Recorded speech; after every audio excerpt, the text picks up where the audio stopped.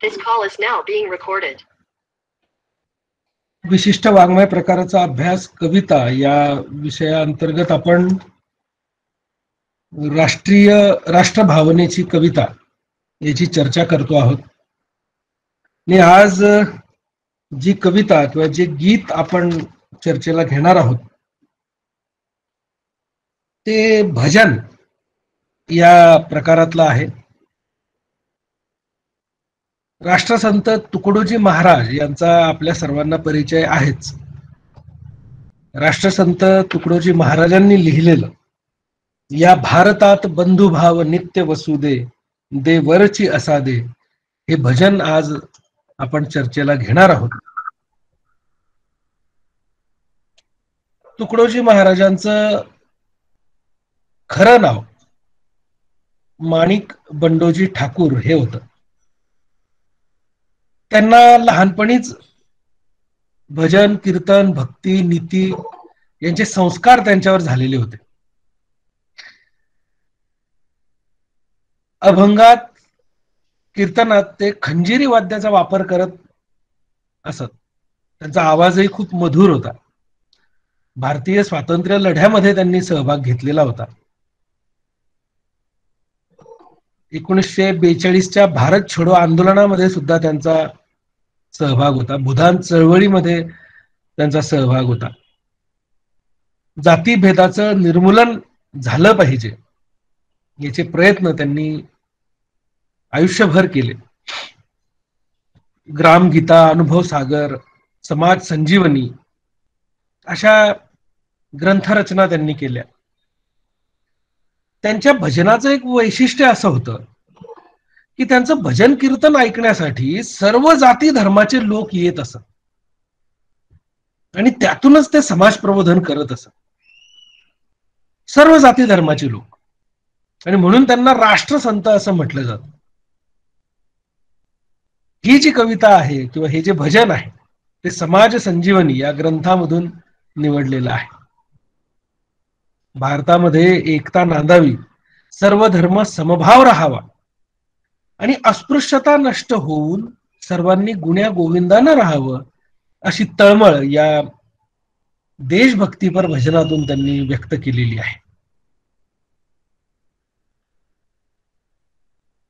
आपण सर्वप्रथम कविता बघूया आणि मग आपण त्याच्यावर चर्चा करू.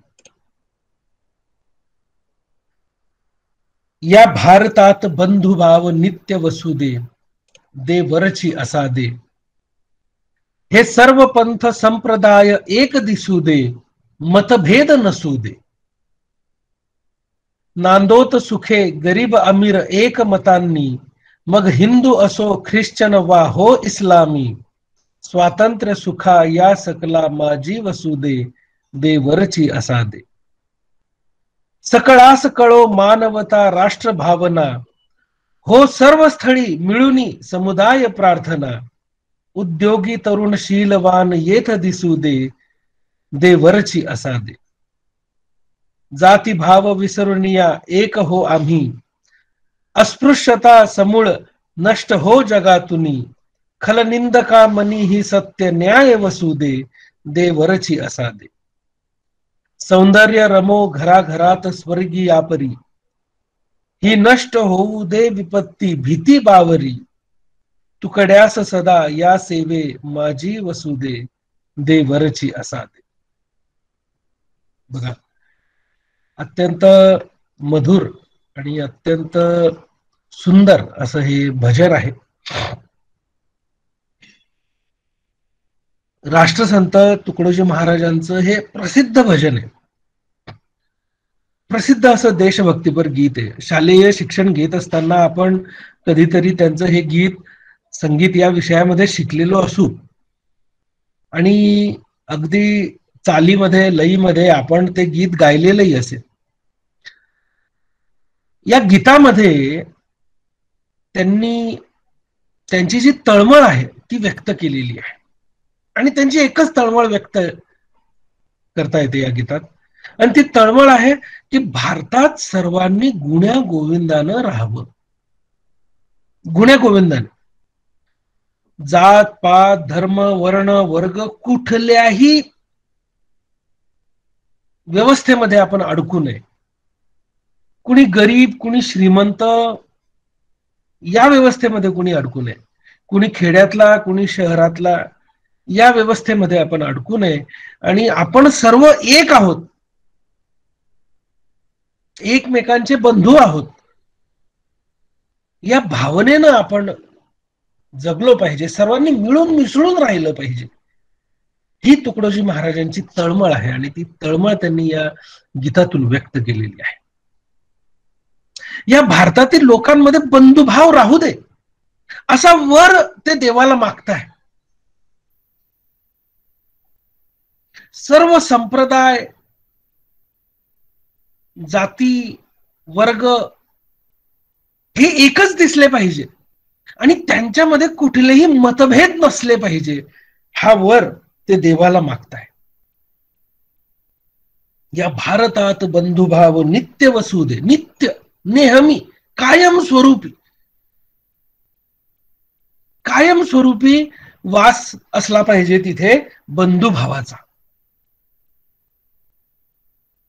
दे वरची असा दे.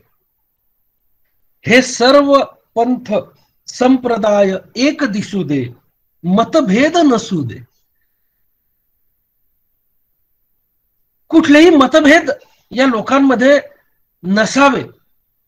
आणि जेव्हा हे मतभेद नष्ट होतील तेव्हा खऱ्या अर्थानं हे सगळे लोक गुण्या गोविंदानं राहतील. बघा, आधुनिक समाज सुधारक आहेत ते, आणि फक्त भारतासाठीच नव्हे तर जगातल्या सर्वच राष्ट्रांसाठीच जे गीत आहे ते सर्व राष्ट्रांना लागू होईल असं हे गीत आपल्याला म्हणता येईल. कोणत्याही राष्ट्राची प्रगती ही त्या लोकांच्या, त्या राष्ट्रामध्ये राहणाऱ्या लोकांच्या जगण्यावर अवलंबून असते. जर त्या राष्ट्रातली लोक ही वेगवेगळ्या मतभेदांनी भारलेली असली, त्यांच्यामध्ये वर्ण वर्ग जाती अशा वेगवेगळ्या व्यवस्था आणि त्या व्यवस्थांमुळे निर्माण झालेले मतभेद जर असले तर ती लोक गुण्या गोविंदानं राहू शकत नाही. त्यांच्यामधली बंधुभावाची भावना जर नष्ट झाली आणि एकमेकांमध्ये शत्रुत्वाची भावना जर जन्माला आली तर ते लोक गुण्या गोविंदानं राहू शकत नाही. आणि ज्या राष्ट्रातली लोक ही गुण्या गोविंदाने राहू शकत नाही त्या राष्ट्राची कधीही प्रगती होऊ शकत नाही.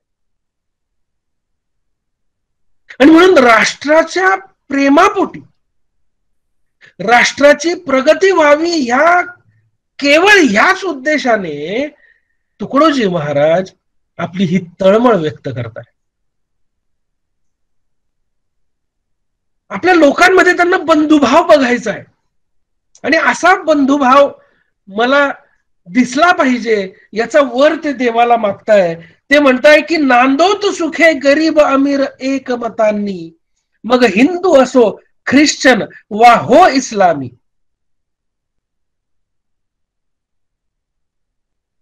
गरीब श्रीमंत हिंदू ख्रिश्चन मुसलमान कोणत्याही पंथाचे कोणत्याही वर्गाचे कोणत्याही धर्माचे लोक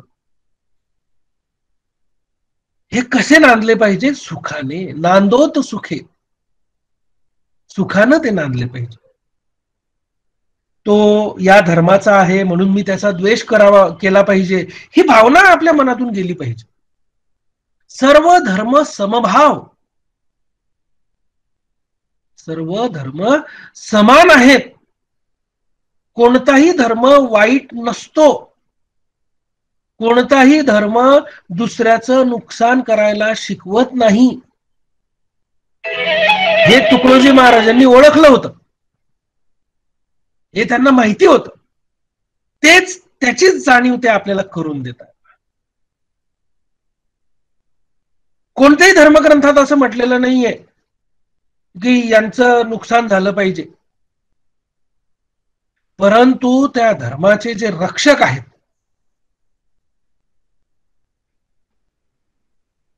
स्वयंघोषित रक्षक, त्यांनी स्वतःच्या फायद्यासाठी या धर्माचा वापर करून घेतल्याचा इतिहास जगातल्या सगळ्या धर्मांमध्ये आपल्याला पाहायला मिळतो. फक्त आपल्याकडेच नाही, भारतातच नाही, सगळीकडे तसंच. कोणत्या तरी एका वर्गाचं प्रचंड शोषण या लोकांनी केलेलं आहे. आणि ही भावना आपण आता विसरलो पाहिजे आणि सर्वांना आपण समान वागणूक दिली पाहिजे. सर्व धर्मांना आपण समान पातळीवर लक्षात घेतलं पाहिजे. सर्व पंथ संप्रदाय एक दिसू दे, म्हणूनच म्हणताय ना ते की सगळे एकच आहे. आणि आता सर्व धर्मांना एकत्र जर आपण केलं तर एकच धर्म त्यामधून निर्माण होतो आणि तो म्हणजे माणुसकीचा धर्म. माणसाने माणसाशी माणसासारखं वागावं, या एका ओळीतच सगळं आलेलं आहे पहा. आणि तोच संदेश ते इथे देत आहे. आणि म्हणून त्यांची अपेक्षा एकच आहे, नांदोत सुखे गरीब अमीर एकमतांनी, मग हिंदू असो ख्रिश्चन वा हो इस्लामी, स्वातंत्र्य सुखा या सगळा माझी वसुदे देवरची असा. स्वातंत्र्याचं सुख या सकलांमध्ये, सगळ्यांमध्ये स्वातंत्र्याचं सुख या सर्वांना मिळालं पाहिजे, असा वर ते मागतायत पहा.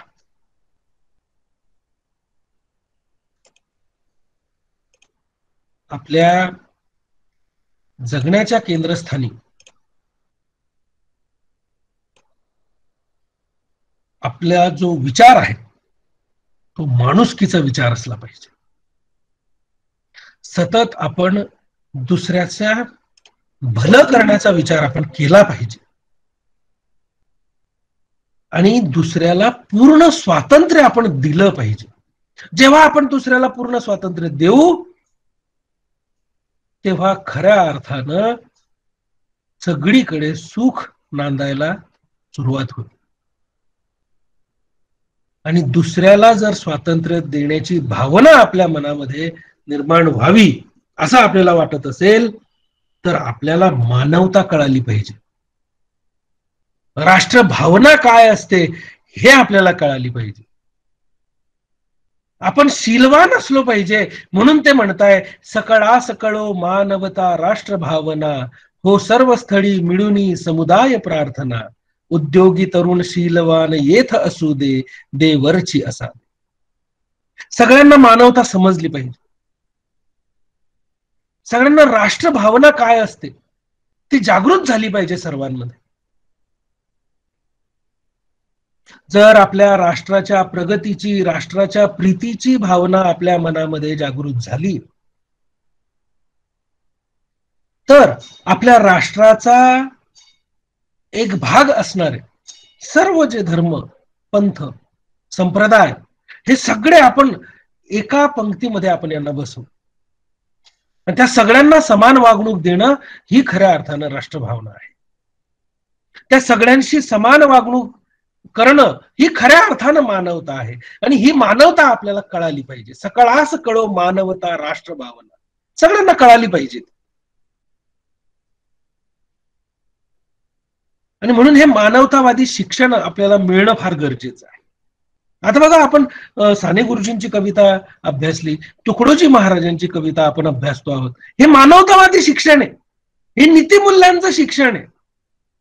हे शिक्षण आयुष्याच्या, शैक्षणिक आयुष्याच्या प्रत्येक टप्प्यावर, प्रत्येक वर्षी या पद्धतीचं शिक्षण असलं पाहिजे. आणि नुसतं शिक्षण असून उपयोग नाही, तर हे शिकल्यानंतर आपण आपल्या वैयक्तिक जीवनामध्ये त्याचं अनुसरण केलं पाहिजे. तर आपण एकीकडे वर्गामध्ये शिकतो की या भारतात बंधुभाव नित्य वसुदे किंवा बलसागर भारत हो विश्वात शोभुनी राहो, या पद्धतीच्या कविता वर्गात शिकणं, त्याच्यावर 2-2, 3-3 पानांची उत्तरं लिहिणं. पण प्रत्यक्ष आचरण या कवितेच्या, या शिक्षणाच्या विरोधी जर असलं तर त्या शिक्षणाला काही अर्थ नाही, मला असं वाटतं. आणि म्हणून जर आपल्या शिक्षणाला खऱ्या अर्थानं आपल्याला अर्थ द्यायचा असेल, जर आपल्याला खऱ्या अर्थानं आपलं शिक्षण अनुसरायचं असेल तर आपण आपल्या वैयक्तिक जीवनापासून त्याची सुरुवात केली पाहिजे, त्याचं अनुसरण केलं पाहिजे. तेव्हा खऱ्या अर्थानं आपण सुशिक्षित होऊ. तेव्हा खऱ्या अर्थानं आपण जे शिकलो त्याचं चीज होईल, तुमच्या शिक्षकांच्या मेहनतीचं चीज होईल, तुमच्या आई वडिलांच्या मेहनतीचं चीज होईल, की जे तुम्ही शिकताय ते तुम्ही अंगी बांधलं पाहिजे, अंगीकारलं पाहिजे. जी भावना या राष्ट्र भावनेच्या कवितांमधून आपल्याला मिळते आहे, ती भावना फार महत्वाची. ही भावना आपल्याला मानवता शिकवते आहे, राष्ट्रप्रीती शिकवते आहे, सर्व धर्म समभाव शिकवते आहे, मतभेद विसरायला सांगते आहे, बंधुभावाची भावना जिवंत करते आहे आपल्या मनामध्ये. त्यामुळे या शिक्षणाला खऱ्या अर्थानं जर आपल्याला फळाला लावायचं असेल तर खऱ्या अर्थानं आपण आपली जी शिकवण आहे त्याचं अनुसरण केलं पाहिजे. आणि म्हणून तुकडोजी महाराज काय म्हणतायत पहा, ते म्हणतात की सकळास कळो मानवता राष्ट्र भावना, हो सर्व स्थळी मिळूनी समुदाय प्रार्थना. सर्व स्थळी समुदाय प्रार्थना मिळून झाली पाहिजे. जे सर्व समुदाय आहेत, ख्रिश्चन लोक प्रार्थना करण्यासाठी चर्चमध्ये जातात, हिंदू लोक मंदिरामध्ये जातात, मुस्लिम लोक त्यांच्या मस्जिदमध्ये जातात. या सर्व जे काही धर्म पंथ संप्रदाय आहेत त्या सर्वांनी मानवतेचं असं मंदिर उभं केलं पाहिजे की त्या मंदिरामध्ये सर्व पंथांच्या लोकांना प्रवेश आहे. आणि त्या मंदिरामध्ये मानवतेच्या मंदिरामधली जी समुदाय प्रार्थना आहे ती सर्वांसाठी सारखी आहे, एकच प्रार्थना आहे. म्हणजे जे आपले धर्मग्रंथ आहेत, गीता, बायबल, कुराण, या धर्मग्रंथांचं एकत्रीकरण जर आपण केलं तर त्यामधून मानवतेचं रोपटं उभं राहतं पहा, मानवतेचा संस्कार त्यातून बाहेर पडतो. आणि हा मानवतेचा संस्कार सर्वांना मिळाला पाहिजे. म्हणून ते म्हणतात की हो सर्व स्थळी मिळून समुदाय प्रार्थना. उद्योगी तरुण शीलवान येथ दिसू दे देवरची असा. इथला तरुण कसा दिसला पाहिजे? उद्योगी दिसला पाहिजे, शीलवान दिसला पाहिजे. हा तरुण जर रिकामा राहिला, उद्योग शून्य राहिला तर तो वाईट मार्गाला जाईल. कारण रिकामं मन सैतानाचं घर असं म्हटलेलं आहे पहा. आणि म्हणून हा जो तरुण आहे तो उद्योगी असला पाहिजे. तो उद्योगी जेव्हा असेल तेव्हा खऱ्या अर्थानं तो शीलवान होईल. आणि शीलवान तरुण हाच खरा देश घडवू शकतो, राष्ट्र घडवू शकतो. कारण जो शीलवान आहे तो निश्चित त्याच्या व्यक्तिमत्वामध्ये असे बदल झालेले असतात की तो इतरांपेक्षा वेगळा ठरतो. आणि त्यामुळे तो त्याची प्रगती तर साधतोच, पण पर्यायानं त्याच्या कुटुंबाची सुद्धा प्रगती होते. त्याच्या कुटुंबाची प्रगती झाली की समाजाची प्रगती होते, समाजाची प्रगती झाली की राज्याची प्रगती होते, राज्याची प्रगती झाली की राष्ट्राची प्रगती होते. म्हणून राष्ट्राची प्रगती जर आपल्याला साधायची असेल तर शीलम परम भूषणम, शील हाच खरा दागिना आहे, शील हाच आमचा दागिना आहे. या उक्तीचं पालन, या उक्तीचं अनुसरण आपण केलं पाहिजे. म्हणून ते म्हणताय की उद्योगी तरुण शीलवान येत दिसू दे देवरची असा दे. या देशातला तरुण जो आहे तो या देशाचं भवितव्य आहे.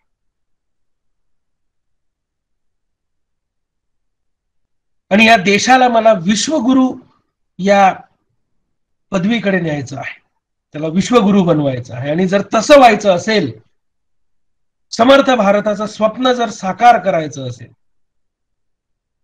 तर आपल्या देशातला तरुण हा उद्योगी असला पाहिजे, शीलवान असला पाहिजे.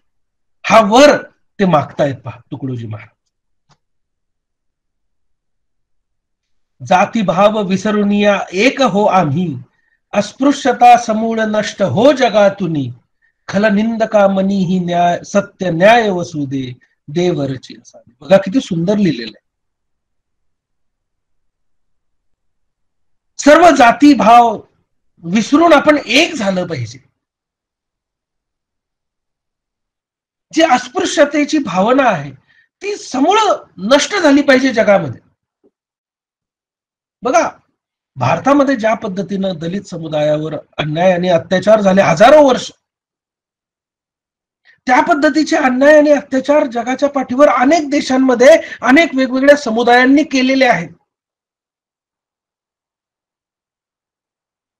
महात्मा गांधींनी भारतामध्ये कार्य सुरू करण्याच्या आधी ते दक्षिण आफ्रिकेमध्ये होते पहा. तुम्ही सर्वांना महात्मा गांधींचा इतिहास माहिती असेल. तिथे सुद्धा दक्षिण आफ्रिकेमध्ये सुद्धा निग्रो लोकांवर, ब्लॅक समूहाचे जे लोक होते त्यांच्यावर असा अन्याय आणि अत्याचार होत होता आपल्याकडे जसा दलितांवर होत होता. त्यांनी तिथेही ती चळवळ चालवली त्यांच्या अन्याय आणि अत्याचाराच्या विरोधात. आणि तिथून जेव्हा ते भारतात आले तेव्हा त्यांना तोच अनुभव आला. हा सर्व इतिहास आपल्याला माहिती आहे. आणि म्हणून तुकडोजी महाराज म्हणताय की अस्पृश्यता समूळ नष्ट हो जगातून. जगातून, फक्त भारतातून नाही, जगातून. किती मोठा विचार आहे बघा यांच्या कवितेमध्ये. जगासाठीचा विचार आहे, फक्त आपल्या राष्ट्रासाठीचा नाही. आणि ही अस्पृश्यता समूळ नष्ट केव्हा होईल? जेव्हा जातीभावाची, जातीभेदाची भावना आपण विसरू आणि एकत्र होऊ, एकत्र येऊ. कोण कोणत्या जातीचा आहे, कोण कोणत्या धर्माचा आहे, याला महत्व देणं आपण जेव्हा बंद करू, तेव्हा खऱ्या अर्थानं ही अस्पृश्यता नष्ट होईल. अस्पृश्यता ही फक्त कागदावर नष्ट करून चालणार नाही, ती आपल्या मनातून, आपल्या मेंदूतून गेली पाहिजे. बघा डॉक्टर बाबासाहेब आंबेडकरांचा विचार आहे हा, महात्मा फुलेंचा विचार आहे, गोपाळ गणेश आगरकरांचा विचार आहे हा, लोकहितवादी गोपाळ हरी देशमुखांचा विचार आहे हा, राजर्षी शाहू महाराजांचा हा विचार आहे. आणि या सर्व समाज सुधारकांचा विचार तुकडोजी महाराज आपल्या या भजनातून पुढे नेत आहे पहा. की जातीभाव विसरून या एक हो आम्ही, अस्पृश्यता समूळ नष्ट हो जगातून. जातीभेदाची भावनेवर ते प्रहार करताय.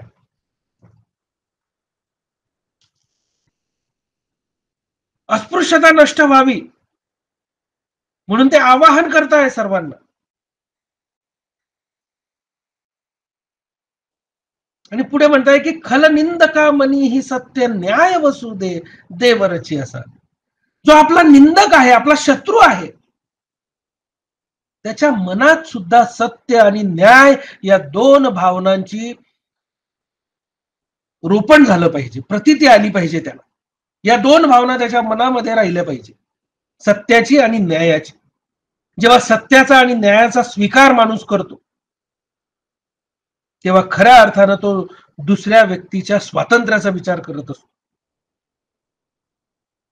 प्रत्येकाच्या मनामध्ये ही सत्याची आणि न्यायाची भावना निर्माण व्हावी, हा वर ते मागतायत पहा.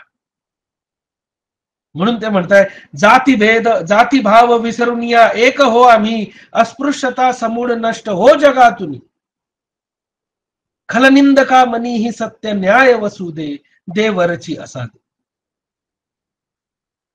किती सुंदर लिहिलंय पहा. आणि ह्या सगळ्या गोष्टी जेव्हा आपण करू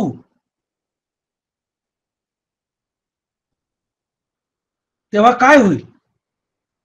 याचा परिणाम काय होईल, याचं तात्पर्य काय निघेल, ते त्यांनी शेवटच्या कडव्यामध्ये सांगितलं. सौंदर्य रमो घराघरात स्वर्गी या परी, ही नष्ट होऊ दे विपत्ती भीती बावरी, तुकड्यास सदा या सेवे माझी वसू दे देवरची असा. बघा, ते शेवटी अपेक्षा व्यक्त करताय की घराघरामध्ये सौंदर्य रममाण झालं पाहिजे.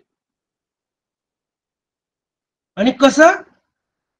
स्वर्गासारखं, स्वर्गीय यापरी. स्वर्ग जसं सुंदर आहे तसं प्रत्येक घर सुंदर झालं पाहिजे. स्वर्गामध्ये जशी सुबत्ता आहे, शांतता आहे, प्रेम आहे, स्नेह आहे, माया आहे, ममता आहे, एकता आहे, पवित्रतेची भावना आहे, या सगळ्या गोष्टी ज्या स्वर्गामध्ये आहे त्या प्रत्येक घराघरामध्ये दिसल्या पाहिजे, प्रत्येक घराघरामध्ये त्या नांदल्या पाहिजे. स्वर्गासारखं सुंदर प्रत्येक कुटुंब झालं पाहिजे, प्रत्येक घर झालं पाहिजे.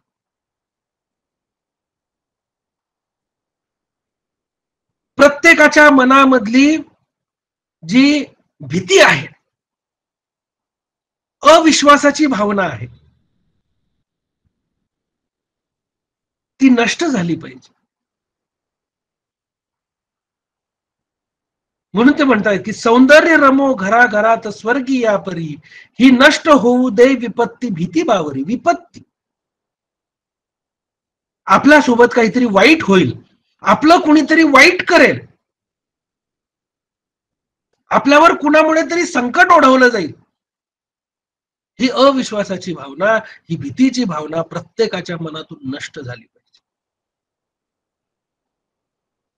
आणि अखेरीस ते म्हणताय, तुकड्यास सदा या सेवे माझी वसू.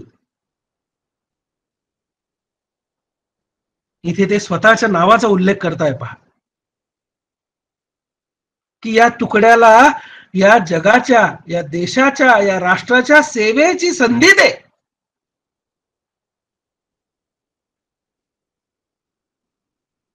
असा वर ते देवाला मागतायत पहा.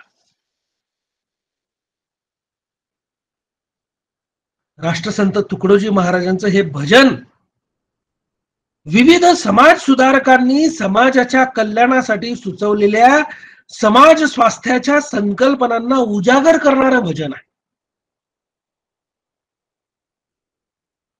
या भजनातून महात्मा ज्योतिबा फुले, लोकहितवादी गोपाळ हरी देशमुख, गोपाळ गणेश आगरकर, विठ्ठल रामजी शिंदे, महात्मा गांधी, डॉक्टर बाबासाहेब आंबेडकर, राजर्षी शाहू महाराज, या आणि अशा अनेक समाज सुधारकांनी जे कार्य केलं आहे, त्यांनी जो विचार या समाजामध्ये पोहोचवलेला आहे, त्यांचा विचार या भजनामधून त्यांनी व्यक्त केलेला आहे पहा. असं म्हटलं तरी वावगं ठरणार नाही. भारतातल्या विविधतेतील एकतेला महत्व देऊन सर्वसंमतीनं, सहकार्यानं, बंधुत्वाच्या भावनेनं आपण सर्वांनी एकजूट होऊन राहावं, असा वर ते भजनातून परमेश्वराकडे मागतायत.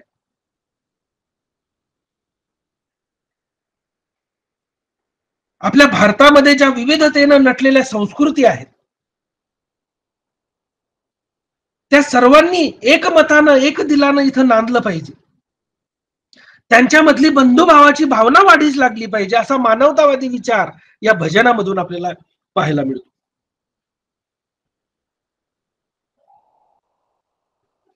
त्यांच्या या साहित्यातून देशाच्या स्वातंत्र्य संग्रामाच्या काळात व्यक्त झालेली देशहित दृष्टी तत्कालीन सर्वसामान्य माणसाच्या मनात पेरण्याचं कार्य त्यांनी केलंय पहा.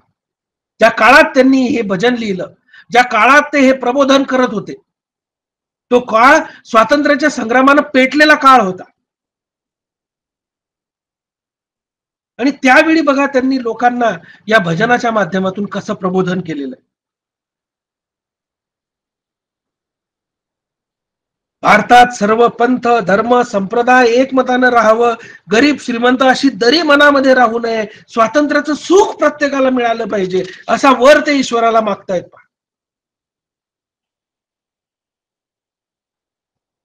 देशातल्या प्रत्येकाला मानवता, राष्ट्रभावना यांचे संस्कार मिळाले पाहिजे. राष्ट्रीयता, देशाभिमान प्रत्येकाच्या मनामध्ये रुजला पाहिजे. इथला तरुण हा उद्योगी आणि शीलवान असला पाहिजे. जातीयता विसरून सर्वांनी एकत्र आलं पाहिजे. संपूर्ण जगातून अस्पृश्यता समूळ नष्ट झाली पाहिजे. यासाठी सगळीकडे सत्य आणि न्याय याचा वर ते परमेश्वराला मागतायत. अत्यंत प्रासादिक,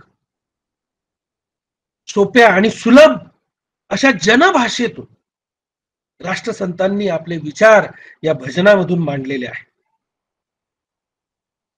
समता, बंधुता, मानवता यासारख्या भावनांची जागृती सगळीकडे झाली पाहिजे म्हणून अत्यंत तळमळीनं त्यांनी हे काव्य लिहिलंय पहा.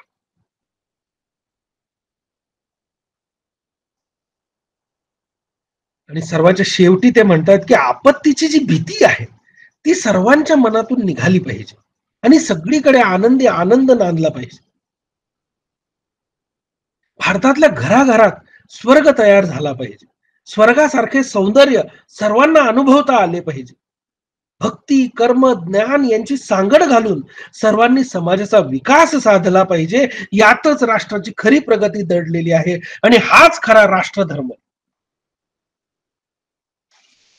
राष्ट्रधर्माचा हाच खरा मार्ग आहे आणि हा मार्ग निश्चितच आपल्या राष्ट्राला विश्वशांतीकडे नेणार आहे. आपली तळमळ त्यांनी या कवितेतून व्यक्त केलेली आहे. आणि सगळ्यात शेवटी ते स्वतःसाठी देवाकडे ऐश आराम मागत नाहीये. स्वतःसाठी ते काहीच मागत नाहीये. शेवटी सुद्धा ते म्हणतायत की तुकड्यास सदा या सेवे माझी वसू. मला सेवा करण्याची संधी द्या या तुकडोजीला.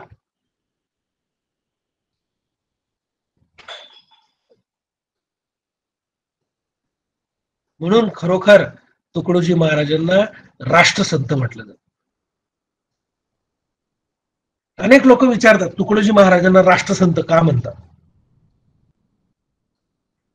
देव फक्त मंदिर, मस्जिद किंवा चर्च मध्ये नाही तर तो आपल्या सर्वांमध्ये आहे. हा विचार त्यांनी आयुष्यभर अंगीकारला. एक जबाबदार नागरिक म्हणून आपण आपली कर्तव्य पार पाडली पाहिजे. त्यातून गावाचा, समाजाचा आणि देशाचा विकास होईल. आणि देशाच्या विकासाला हातभार लावणं हीच खरी ईश्वर भक्ती आहे. देश हा देव असे माझा, ही भावना त्यांनी लोकांमध्ये पेरली. देशालाच देव मानलं त्यांनी.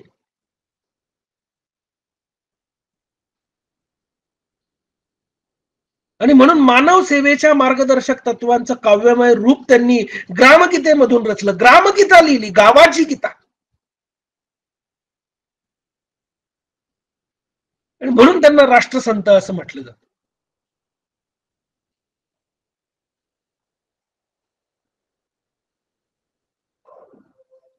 विवेक, निष्ठा,